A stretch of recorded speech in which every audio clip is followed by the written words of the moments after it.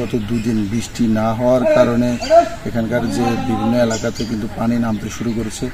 তো বিভিন্ন উঁচু এলাকাগুলো থেকে কিন্তু প্রায় 7 থেকে 8 ইঞ্চি, কোথাও কোথাও 10 ইঞ্চি বা 1 ফুটের বেশিও পানি নেমেছে বলে আমাদেরকে লোকজন জানিয়েছে। কিন্তু নিচু এলাকাগুলো কিন্তু এখনও পানিবন্দী হয়ে আছে। তো আমি সকাল থেকে কয়েকটি এলাকায় ঘুরে দেখেছি যে সড়কগুলো রয়েছে, সড়কে যে পানির নিচে প্লাবিত ছিল, আসলে বিভিন্ন সড়ক থেকে কিন্তু পানি ইতিমধ্যে সরে গেছে। তো এখানকার লোকজন বলছেন যে আসলে পানি যেভাবে নেমে যাওয়ার কথা সেটি আসলে হচ্ছে না, অনেকটাই বেগ পেতে হচ্ছে। কারণ হচ্ছে এখানকার জেলার যে বেশিরভাগ খালই কিন্তু দীর্ঘদিন পর্যন্ত দখলে ছিল এবং অপরিষ্কার অপরিচ্ছন্নতার কারণে কিন্তু পানি নেমে যাচ্ছে না।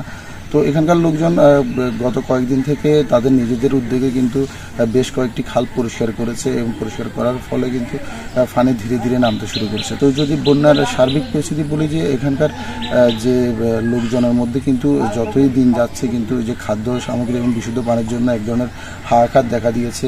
প্রত্যন্ত অঞ্চলগুলো রয়েছে, এই অঞ্চলগুলোতে আসলে সঠিকভাবে কিন্তু ত্রাণ পৌঁছছে না এবং সমন্বয়হীনতার অভাবে কিন্তু সবার হাতে হাতে ত্রাণ যাচ্ছে না বলে অভিযোগ রয়েছে।